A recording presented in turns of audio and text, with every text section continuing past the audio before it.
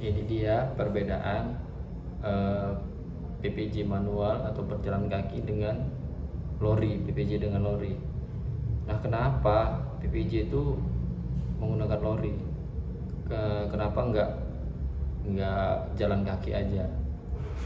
Nah, kalau melihat dari SOP-nya, PPJ berjalan kaki itu sangat beresiko. Beresikonya itu untuk keselamatan PPJ-nya ya. Contoh resiko kerjanya itu dia jatuh dari jembatan, dia tertemper kereta, terus binatang buas, terus tindakan-tindakan kriminal yang ada di sekitar jalur kereta api gitu. Jadi kenapa lebih beralih ke pemeriksaan dengan lori ataupun KPJ?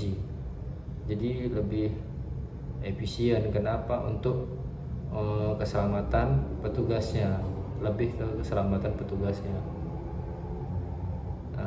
tapi tidak meninggalkan resiko kerjanya ya. Jadi banyak sekarang perubahan-perubahan yang ada di kereta api. Contohnya itu tadi, melaksanakan pemeriksaan udah enggak dengan jalan kaki lagi, tapi dengan kendaraan ataupun dengan lori. Tapi enggak semua wilayah itu ada pemeriksaan dengan lori ataupun dengan KPJ. Jadi sementara ini KPJ itu masih ada di wilayah di Pre 1, di Pre 2 dan 22. Nah, untuk sebagian wilayah yang lain itu masih menggunakan KPJ manual berjalan kaki ataupun KPJ dengan ataupun pemeriksaan dengan sepeda motor, lori sepeda motor gitu. Jadi nggak semua wilayah di kereta api ini ataupun wilayah kerja kereta api di Indonesia ini menggunakan KPJ. Masih ada sebagian yang menggunakan lori sepeda motor dan juga PPJ manual berjalan kaki. Oke, kali ini kita mau bahas satu-satu PPJ dengan berjalan kaki, dengan lori sepeda motor ataupun lori dengan mobil, dan juga lori khusus inspeksi pemeriksaan. Nah, ini dia contoh PPJ ataupun pemeriksaan secara manual. Jadi di foto di atas ini adalah menampilkan bagaimana petugas memeriksa jalur secara manual. Berjalan kaki menyusuri sepanjang jalur kereta api, melihat kondisi trek, rel, bantalan, penrol, dan yang lain-lain. Dia kelengkapannya itu kunci inggris, helm, terus safety lah, yang penting pakai rompi. Nah, ini ada juga yang menggunakan lori dorong untuk memudahkan dia mengangkut atau membawa peralatan kerjanya.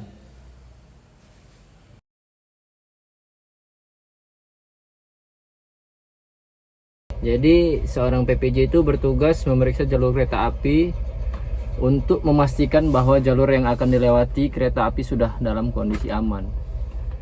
Dalam kesehariannya, PPJ melaksanakan tugas dengan berjalan kaki, dengan kendaraan sepeda motor, ataupun dengan kendaraan mobil. Nah, belakangan ini kan kita sering ngelihat tuh mobil di atas rel. Nah, itu sebenarnya mobil itu fungsinya untuk pemeriksaan ya, jadi efisien dibandingin dengan jalan kaki, tapi tidak menghilangkan petugas dengan berjalan kaki. Ia memeriksa secara visual dengan membawa peralatan kerja seperti bendera merah, kunci inggris, ensign. Kalau yang manual itu, terus kalau yang naik kendaraan sepeda motor itu sama seperti berjalan kaki gitu. Jadi seorang PPJ itu memeriksa secara detail kondisi trek atau geometri yang ada di dalam wilayah pemeriksaannya. Selain mendukung keselamatan kereta api, PPJ juga dituntut untuk menjaga keselamatan dirinya sendiri. Contoh, beberapa wilayah itu ada trek-trek yang masih terlalu banyak yang hutan, ataupun contoh di daerah Daup 2 yang banyak wilayah pegunungannya, terus banyak hutannya, dan juga jembatan-jembatan yang terlalu ekstrim ataupun terlalu tinggi gitu. Jadi seorang petugas PPJ itu juga dituntut untuk menyelamatkan dirinya sendiri gitu. Juga ketelitian dalam bekerja, karena PPJ harus memahami tata cara dan prosedur pemeriksaan jalur kereta api. Contoh pemeriksaan jalur kereta api menggunakan lori sepeda motor. Petugasnya berdua ya. Jadi yang satu melihat geometri ataupun pemeriksaan secara telitinya, secara detailnya. Nah yang satu ataupun yang membawa sepeda motornya itu dia lebih memeriksa dan juga melihat persinyalan. Nah ini contoh pemeriksaan menggunakan mobil ya. Tapi mobil ini kemungkinan dia cuma ada di daerah wilayah Daup 1, mobil seperti ini. Nah jadi kalau pemeriksaan menggunakan kendaraan ataupun sepeda motor ataupun mobil, dia itu udah tercatat di dalam GAPK. Contoh misalnya dia ada persilangan gitu kan, persilangannya itu dia di stasiun, jadi nggak mungkin dia itu ketemu atau sama kereta gitu. Jadi dia pasti papasannya ataupun persilangannya di stasiun. Nah kalau dia PPJ manual itu kan dia nggak terlalu mengganggu ataupun perjalanan kereta api. Jadi kalau misalnya ada kereta api lewat, dia bisa minggir. Nah kalau menggunakan kendaraan itu dia kemungkinan dan pasti dia bersilang di stasiun. Jadi nggak mungkin bakal ketemu di lintas ataupun di jalur gitu. Nah ini contoh pemeriksaan menggunakan sepeda motor juga ya.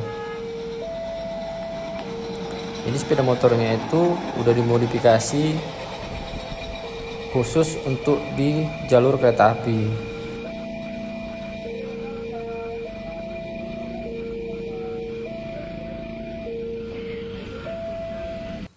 Nah ini dia pemeriksaan dengan KPJ ataupun dengan kendaraan mobil Tata ya. Nah untuk saat ini KPJ itu masih ada di wilayah Dipri 1 Sumatera Utara, Dipri 2 Sumatera Barat, dan Daup 2 Bandung. 6 di Sumatera Utara, 2 di Sumatera Barat, dan 2 di Daup 2 Bandung. Jadi sekarang itu masih ada 10 unit ya. Mungkin kedepannya bakal bertambah lagi. Nah kalau KPJ ini dia udah termasuk di dalam GAPK kereta api, maksudnya perjalanannya itu udah sesuai grafik yang ada di wilayah masing-masing gitu.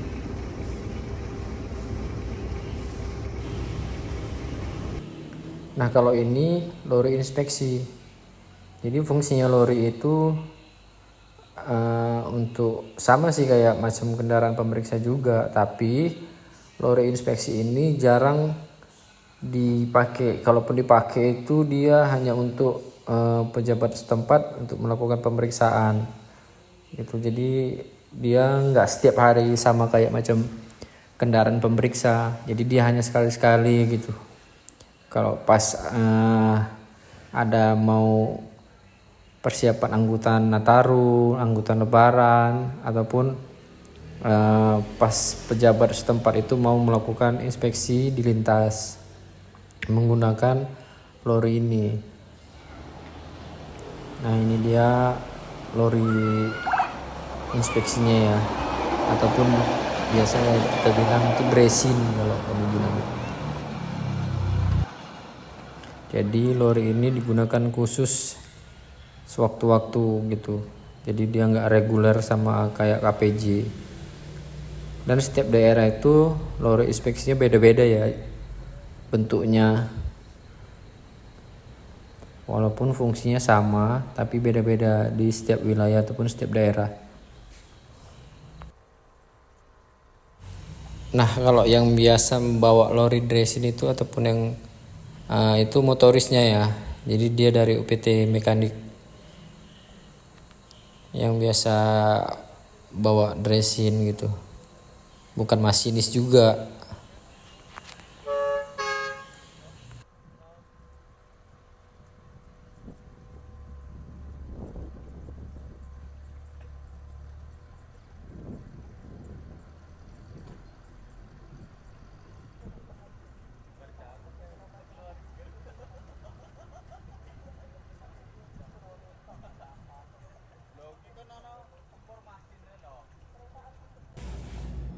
Oke, sekian video kali ini.